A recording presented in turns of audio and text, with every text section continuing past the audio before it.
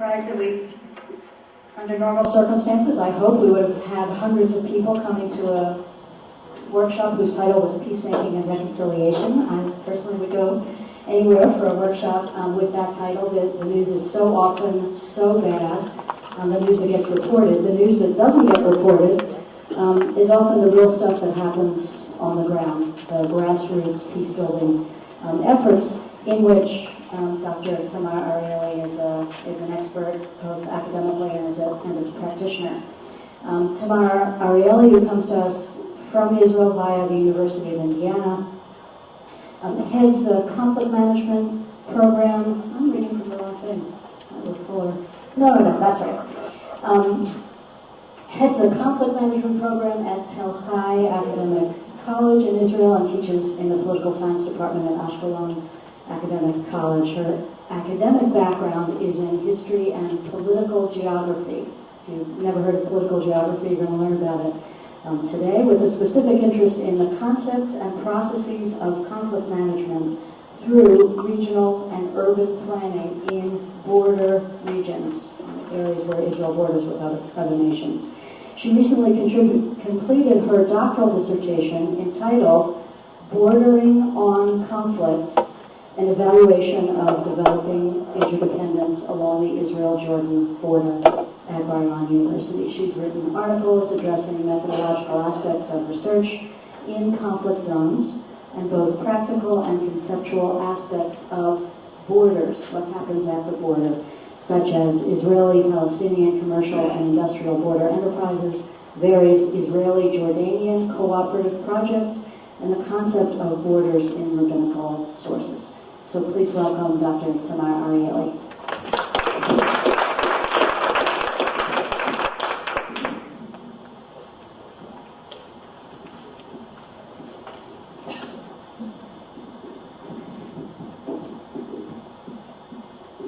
Okay, hi everyone, happy to be here.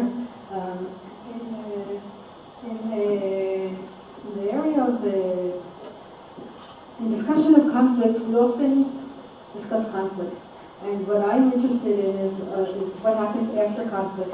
And many times when we tell the kids, let's make friends, we find that it's a little awkward for a certain period of time. And that's the period that I'm interested in. And I'm interested in that period specifically in border regions. I began my interest in the 1990s in studying Israeli-Palestinian enterprises along the buffer region. There wasn't exactly a border, there wasn't. And I studied road markets, spontaneous things like that, in industrial zones that the World Bank and Schusterman, Paris, all sorts of large businesses that try to found business centers, industrial centers along the border to provide a framework for cooperation and a means for employment for Palestinians. And I studied the casino. And I'm running through this because I'm sad to say that, first of all, the second Intifada in 2002 put an end to all of this, overnight almost.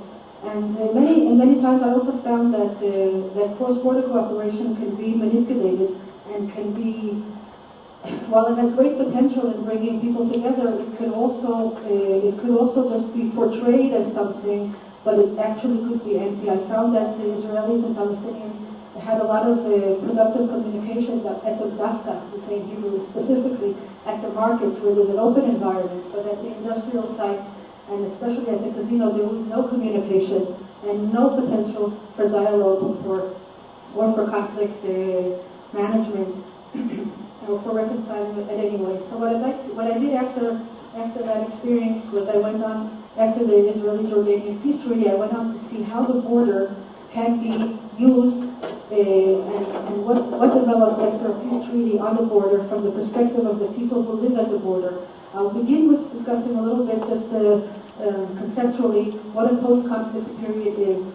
Galtung introduced us to looking at peace, that there's a negative peace and there's a positive peace. A negative peace would be simply the absence of war, but a positive peace is a lot more. That's what we actually mean when we say Oseh Shalom B'Mamad, when we really want the ultimate peace of really eliminating those structures of potential war that might that might develop in the future, and to actually develop an understanding of the humanity and the basic things that we share with those who we perceive as enemies. Many times people discuss cold peace. I'm sorry that I'm maybe this can be moved. Many times we discuss we hear cold peace. Israel and Egypt had peace for many years. It was considered a cold peace. And therefore, despite the fact that maybe there's no war tomorrow morning, hopefully, the warm peace is one that we envision where there are more developed transnational ties.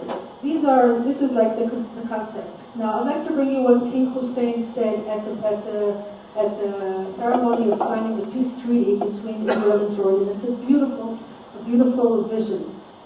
This great valley in which we stand will become the valley of peace. Meaning the Jordan Valley, of course.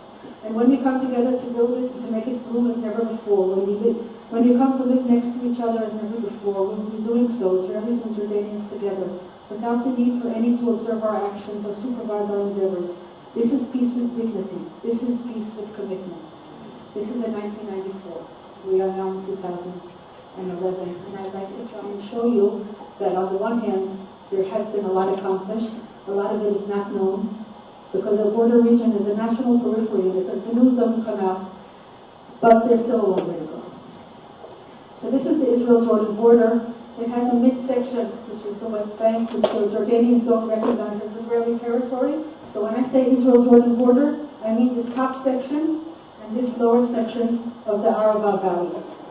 Those are the two sections where Israel and Jordan have a recognized border with civilian cross-border cooperative initiatives. I'd like to add that while Jerusalem and Amman are very close to each other, if there would be a road between them, it would be, I don't think it would take an hour. Okay, maybe an hour it would take to get from one to another. So it's almost ridiculous in this large country that we're sitting in now to discuss borders when everything is so small and so close.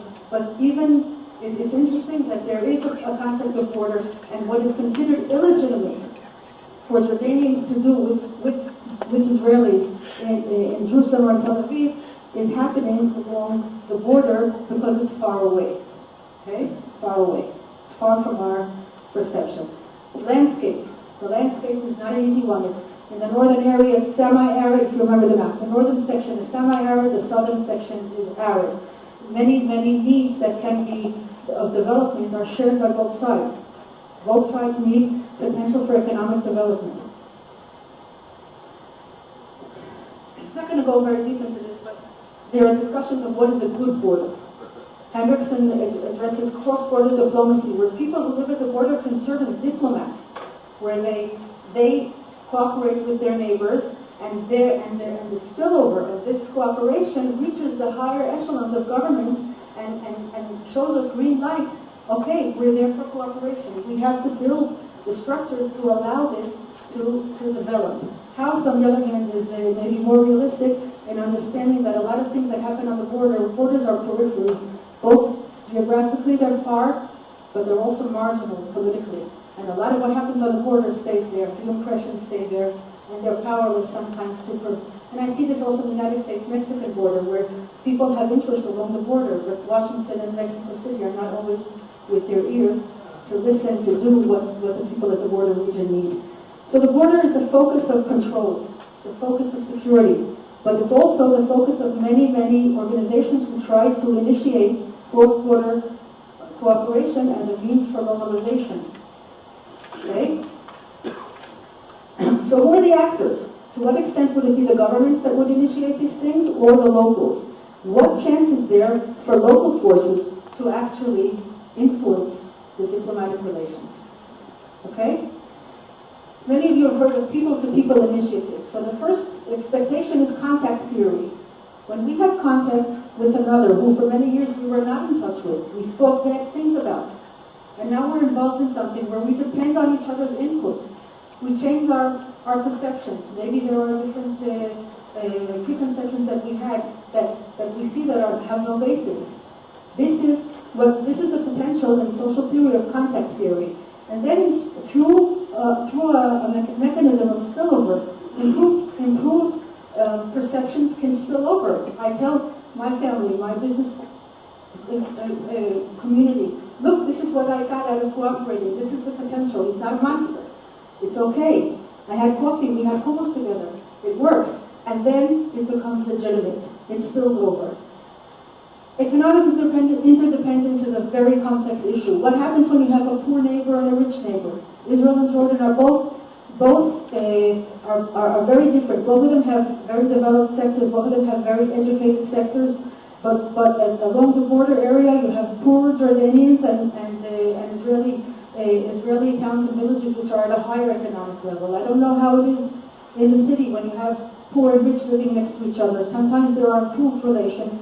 The poor can get a job, they have more opportunities, but maybe that doesn't always influence the relations in such a good way. Maybe there's jealousy, maybe there's competition, maybe there's resentment.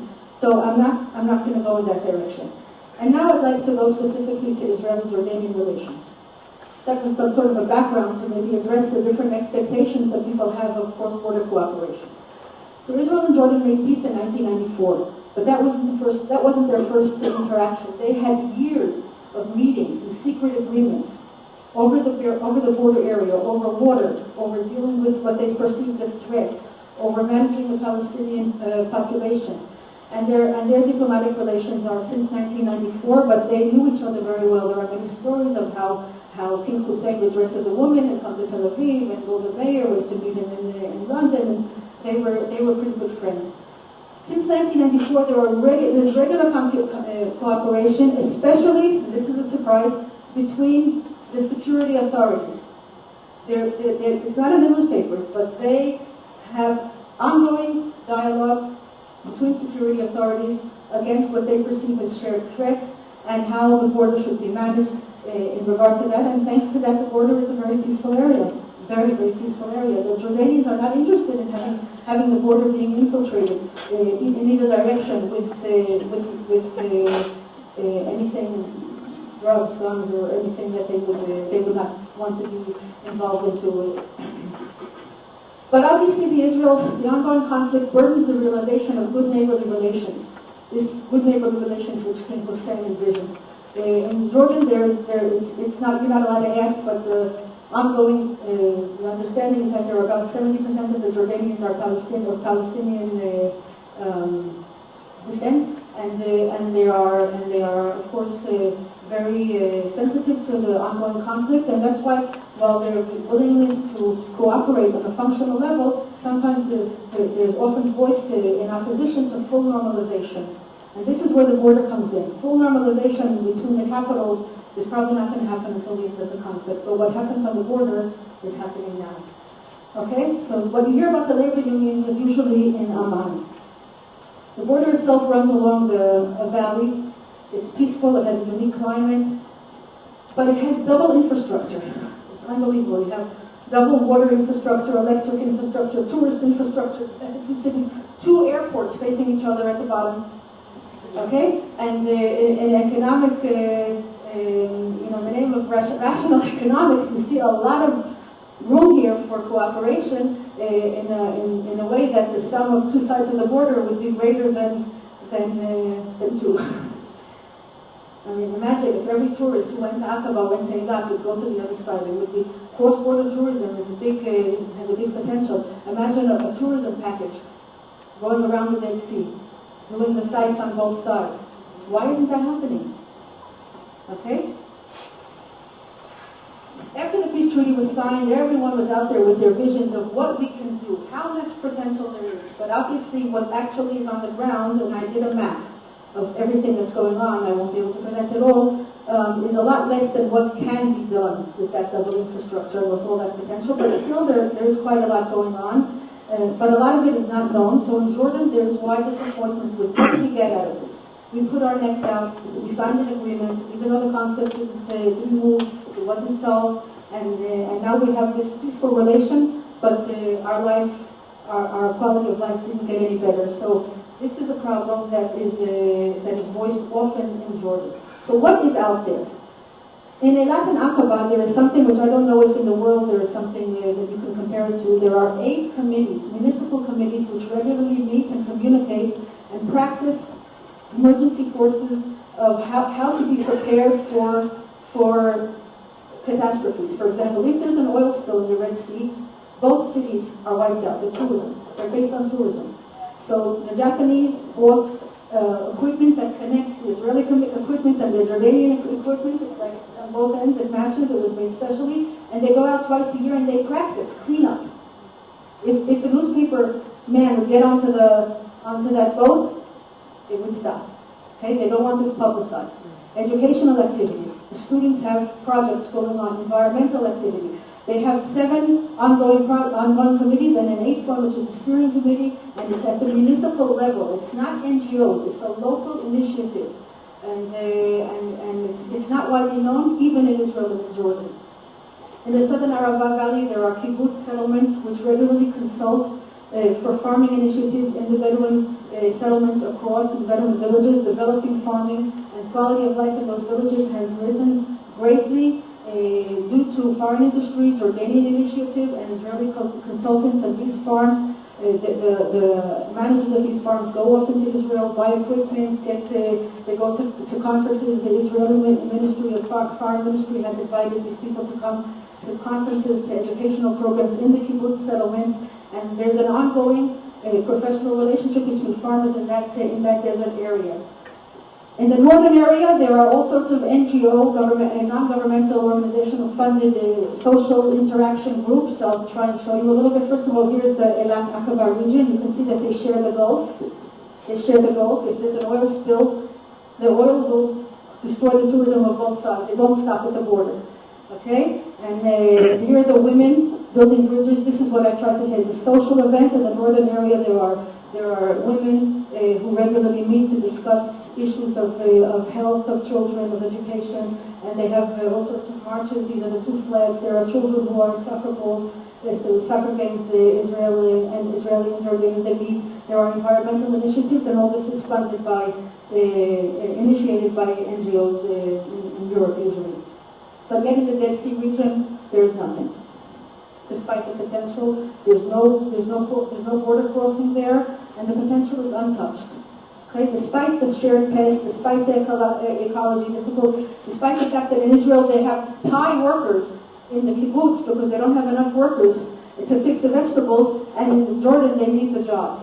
But there's no local border crossing. So in order to get from one side of the Dead Sea to the other side of the Dead Sea, you have to go 2 hours south and 2 hours north.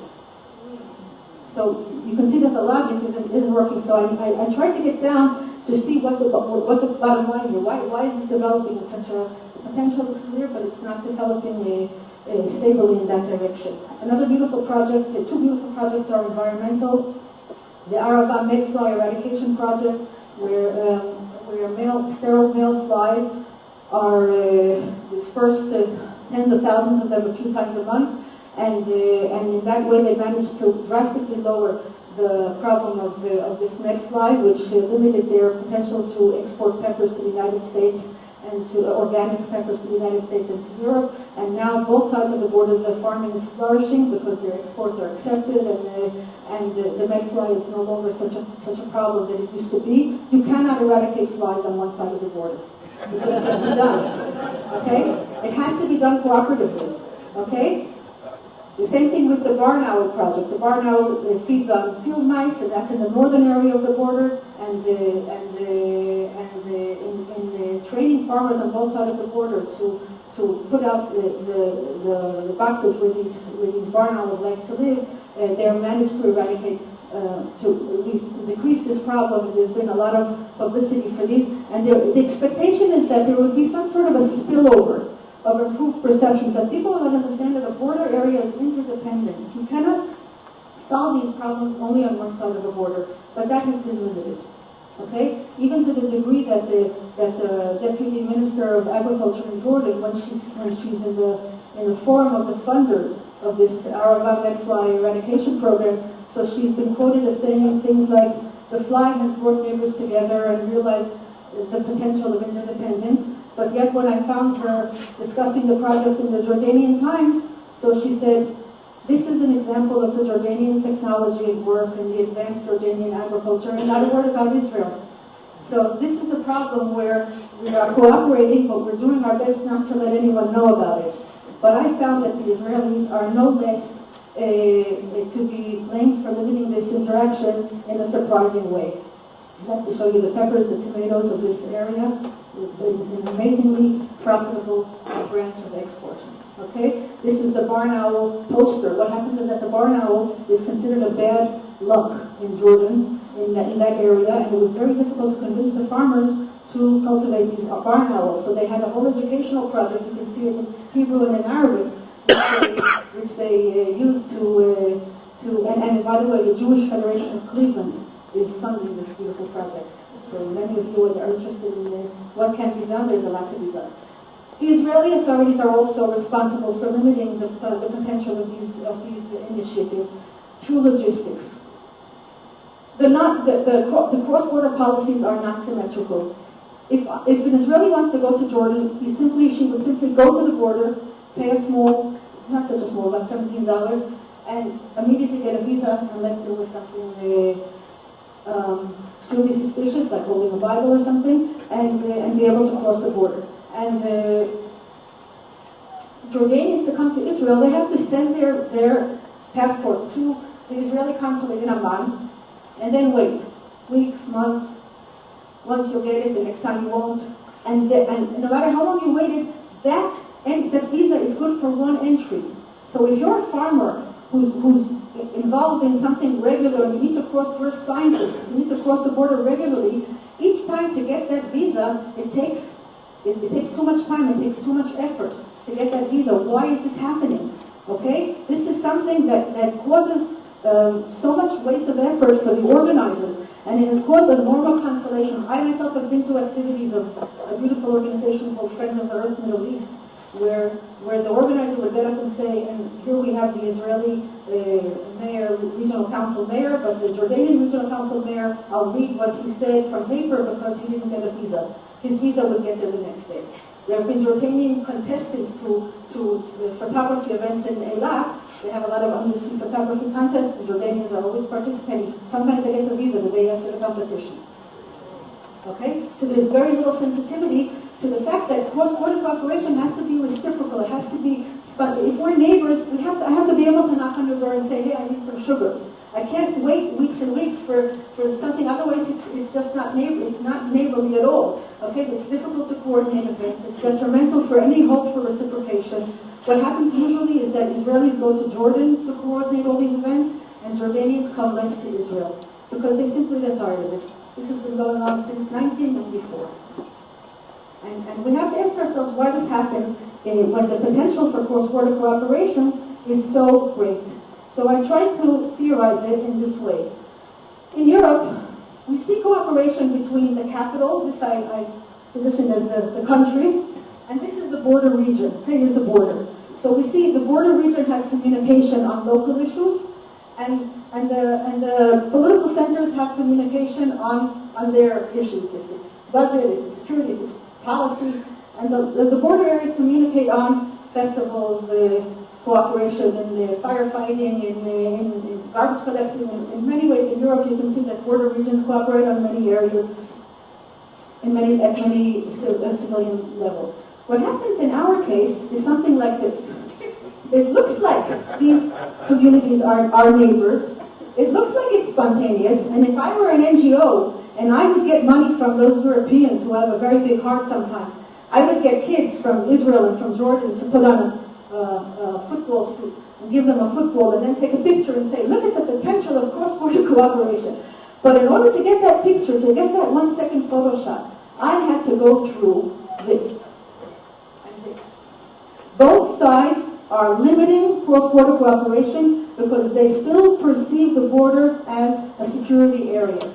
Not as an area of openness, but as an area of you can't trust them. And this is conflict. Even though we have a peace treaty with Israel and Jordan, the potential of civilian cooperation is very much limited by this domination, and it takes so many years for this trust to build up. I have to say, it's not paranoia. There are 60,000 Jordanians who have entered Israel and have not left, have become illegal, I don't know how you call it here. Okay, so it's not that there isn't reason for Israeli authorities to fear that many thousands of Palestinians from Jordan could come to Israel and not leave in that way. But there are probably many ways through technology where you could issue or not issue a visa to a person at the border. You don't have to take his passport away for weeks. You can probably run this in a very, I'm sure that Israel has the means to do this in a more sophisticated way. And the problem is that term of what I said before of border diplomacy. Those people at the border are marginalized. And in that, their voices, that when I spoke to people, they would say, write about it, tell people about it, bring this out, there's potential here. But nobody really seems to care. Okay? And this is Israel-Jordan. How many peaceful neighbors does Israel have? Okay? With Egypt, Israel has a peaceful relations for years, but the border is pure desert. There are hardly any people who live there, so all this hasn't developed. It's developed along the Israel-Jordan border area, specifically because there are people there. So there's potential. Where there's no people, so the potential is lower. So to sum this all up, there is a developing perception of regional interdependence and mutuality. People do understand that a lot can be done through cooperation. Even Palestinians, even those unions who oppose cooperation with Israelis, they have not opposed it in Aqaba and Eilat. They realize that this is the only way Aqaba will advance. Okay? So cross-border cooperation in the half cup that's full is practically the only expression of this vision of good neighborly relations. But it's hardly spontaneous. It's hardly regular. It's monitored. It's limited, and it depends on a lot of external factors. So maybe if you hear of one of these projects, if you were interested in them, if you'd like a way to be involved, I'd be happy to help. And many of these initiatives are looking for sensitive people who would like to be involved and who would like to support it. Thank you very much.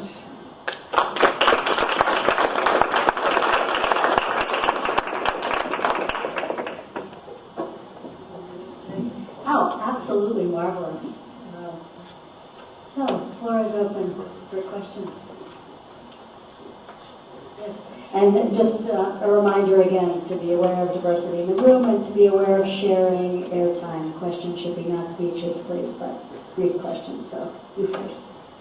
I'm wondering about communication within different Palestinian. Excuse me, can you either give the mic to who's ever speaking? Sure, I'm happy to repeat the question. The question was about communication between Israelis and Palestinians on the West Bank.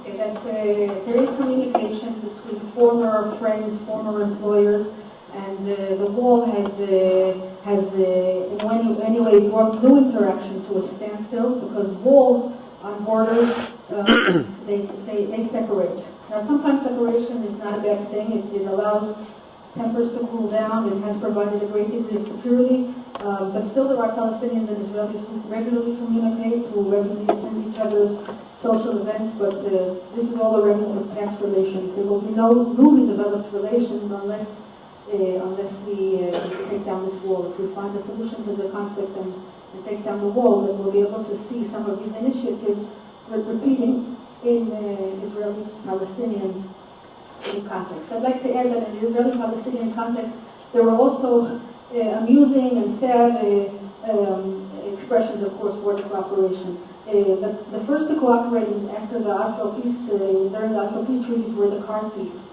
and they regularly would know if in Shechem they need a certain part of a Subaru or a Peugeot that would be missing in Jerusalem. About 10 cars would be gone.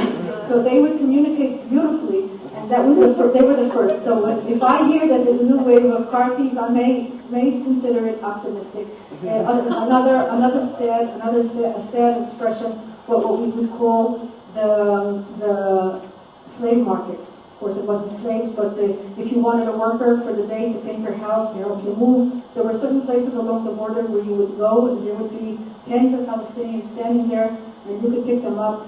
One would say, I'll come for 100 shekel, and I'd say, anyone for 90, anyone for 50, and you get them at the lowest price.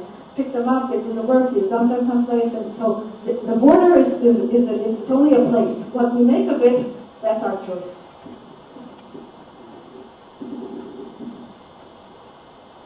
It seems that think crossing the border from Jordan to Israel is more complex than the other way around. Is that because of security or what? The Israelis are very concerned over what may cross the border into Jordan from Iraq in the past, over what Al-Qaeda may have infiltrated into Jordan. I myself was in Aqaba sitting at one of the municipal head's office when there was a terrorist act in Eilat a couple of years ago. There was a bomb that went off in the bakery and a few people were killed. And the first thing they did was close the border with Jordan. Because they suspected if it was in Eilat, it must have come from Jordan. It didn't come from Jordan, it came from Egypt. They came the long way around the border. But in the meantime, they closed the border. And I was in Jordan. So another time I'll tell you how I got that. How much did the Cleveland Federation, just as an example, how much money would a U.S. sponsoring organization pay to promote one of these border relationships? What's the... Okay, how much of an investment would be needed for an organization called to facilitate some sort of a positive enterprise along the border? The barn owl, it cost about, I think they said $400 to build a single one of those boxes. I don't know how to call it. A nest. I don't know. It's not a nest. It's a box. But it's a special kind of wood that they like to smell, and it attracts a specific kind of owl that can eat very many field mice that night, or at least kill them. It wasn't $1 million enterprise. It isn't $1 million enterprise. It's an enterprise between a scientist who had a vision at Tel Aviv University, a farmer who's developing organic farming in a religious Orthodox kibbutz in the Bet Sha'an Valley. And they were able, because Cleveland and Bet Sha'an are teamed as twin cities in the Jewish Federation norm, they saw that the bettering of the region of Bet Sha'an would be done. It would be better to develop the potential of the region through a perception of what could be done with Jordan. And Bet Sha'an is not a very liberal region. It was a region that you would not think this would be the first region in Israel to develop relations with Jordan, and yet there hasn't been opposition because the benefit is so clear. It wasn't $1 million, but I can't tell you how much it was. It wasn't, $2,000 for sure. Yes.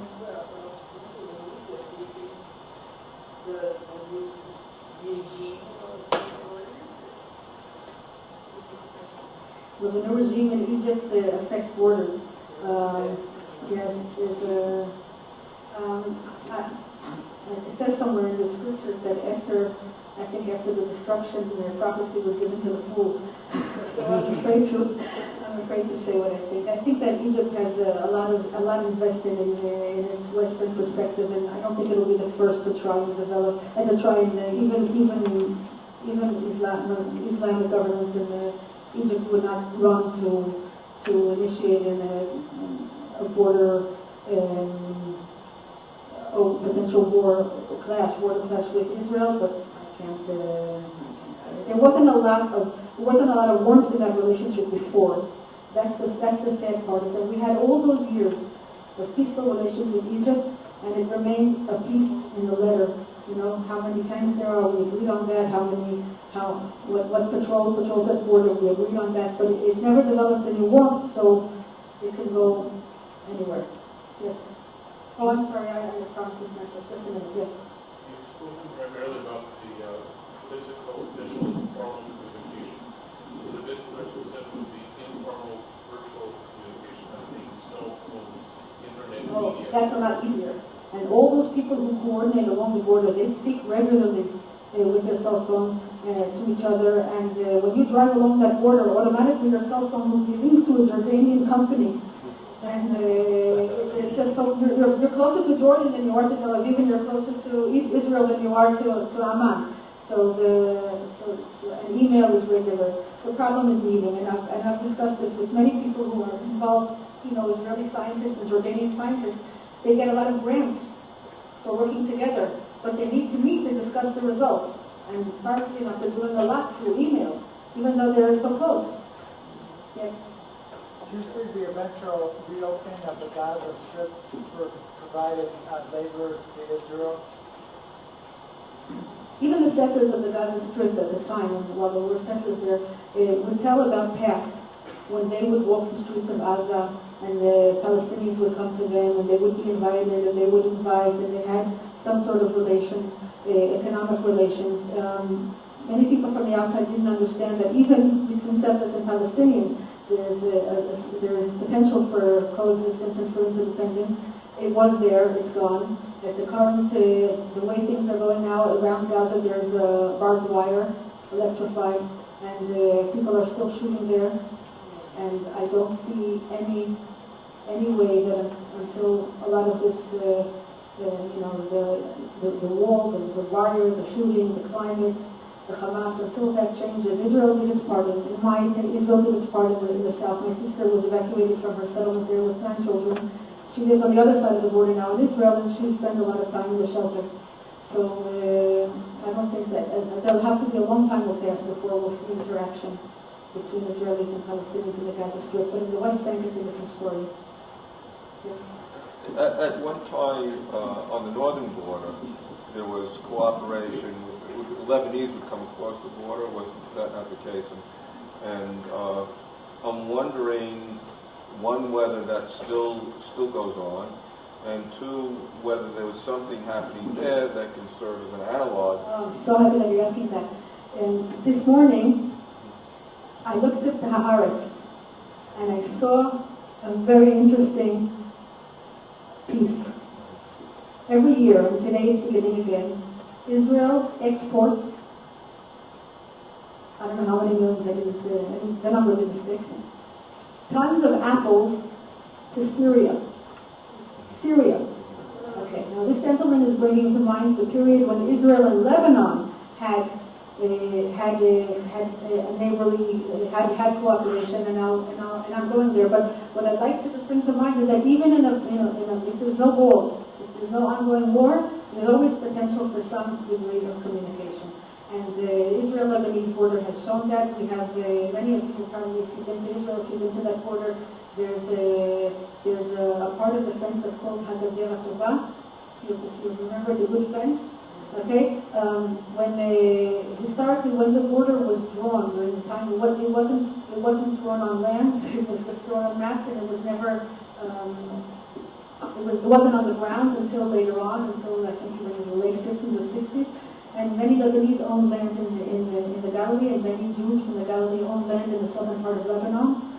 There are narratives of how they would talk the same type of Arabic even. They went to each other's parties, and they didn't have email, they didn't have cell phones, but they had a very good communication. And for the same reason that the logistics of the border, it was cut off, because the Israeli security forces did not see the potential of civilian relations, and they wanted a line.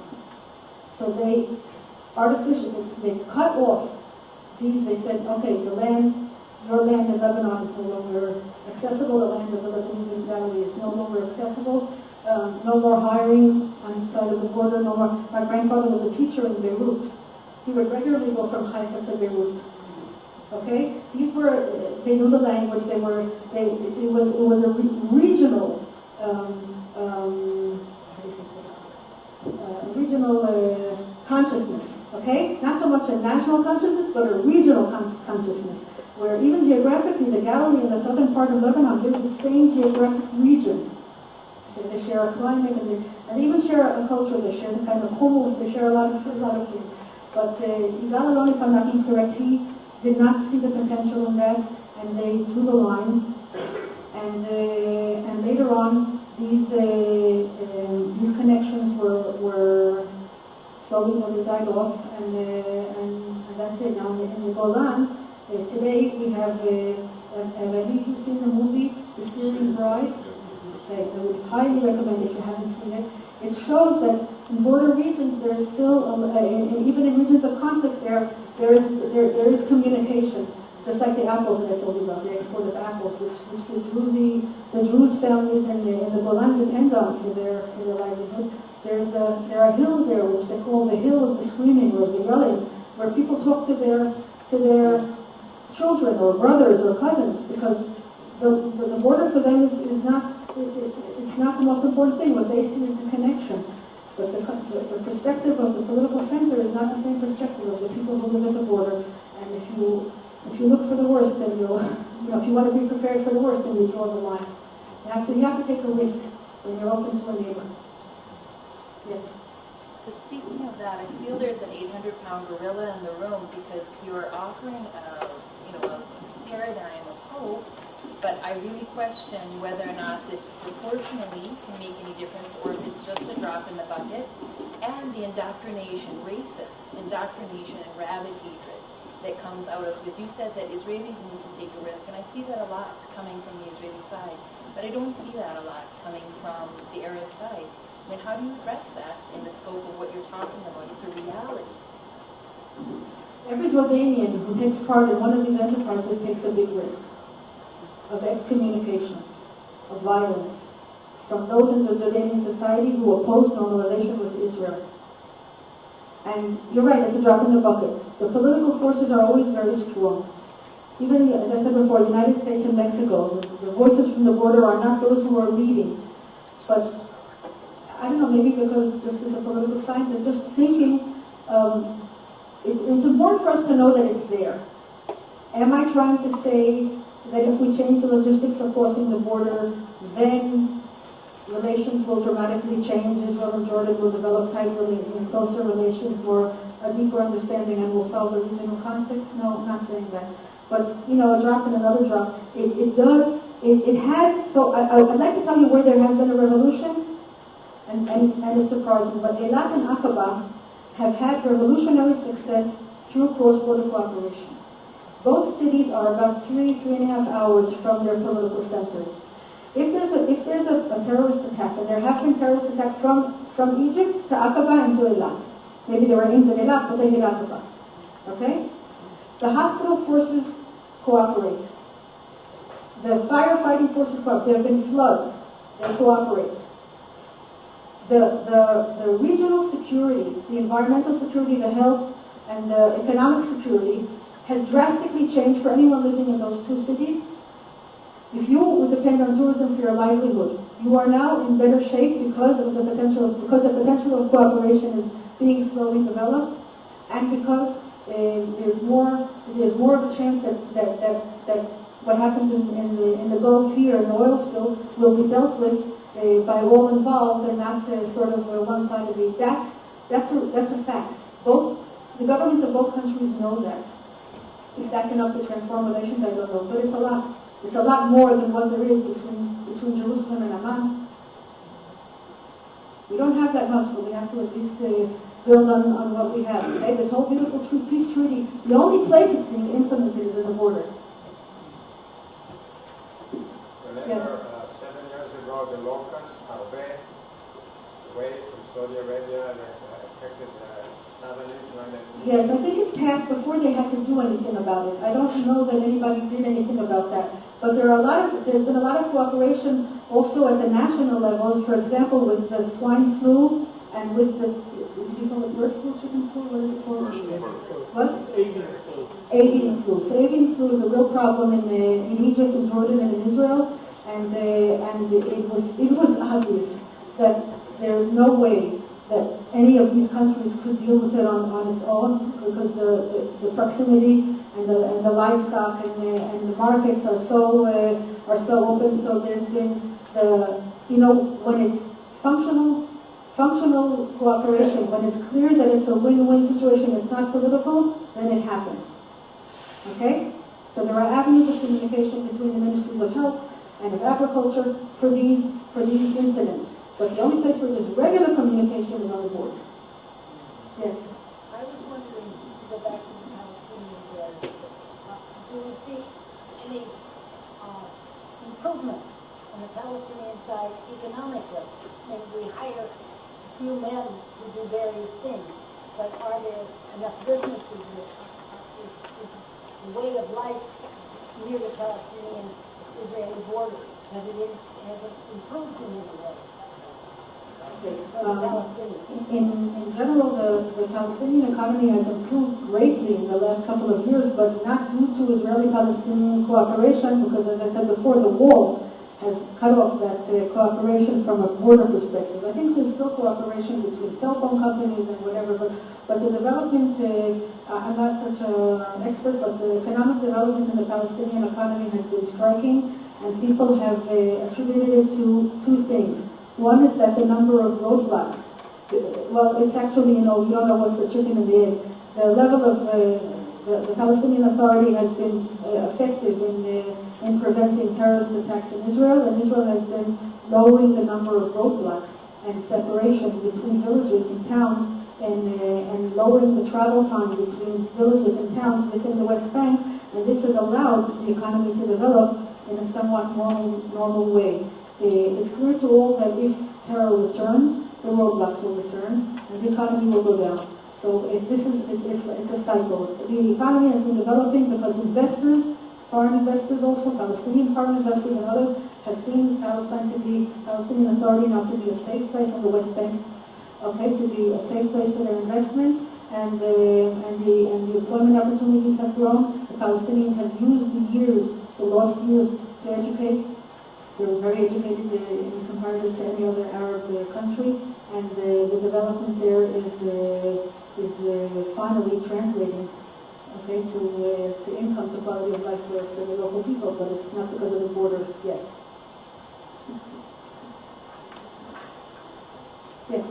One slight remark, and that was that I read in Haaretz over the summer that there was something like $1 billion of goods go from Israel to the West Bank each year, and something like 400,000 or 500,000 million go from the West Bank to Israel. And I think part of it is that the Palestinians produce fruits and vegetables, and then Israel goes ahead and manufactures some of those, makes tomato juice out of tomatoes and things like that. So I think there apparently are industrial relationships. There is import and export.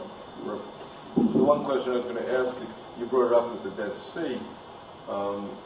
In my wild positive dreams, I think of what's happening in Egypt now, and I think of all those tourists who've been lost, who could go through, kind of Middle East tours, and there was some sense that would happen at one particular point. And the ministries of tourism seem to understand that. Is there any inklings that you have that something could progress along? The brochures are in place. The training is in place. Israeli and Jordanian tourist operators have a lot of things going on, a lot of programs going on, but it hasn't really become something of demand. It really would be great if tourists would tell the tourist operator, hey, include Magba, include these Jordanian sites. I want to see the Saudian border. I want to go all the way around the Gulf. I want to do. It's a tri-country border. It's Egypt and then down there the fourth country too. So we could do a whole tour there, but it depends on the demand and on the political climate. So maybe a final practical question. I don't know how everyone on this side of the room is aware that we live in a border region. There's whole fabled conflict between Minneapolis and St. Paul. So it seems like it would be just fantastic if our Mount Zion and the two federations together, whatever, would find such a project. If you were going to recommend one or two projects for a relatively small Jewish community to make some contribution to, does anything come to mind? The Chan area is very poor. On the Jordanian side, it's a community called Sheikh Hussein, and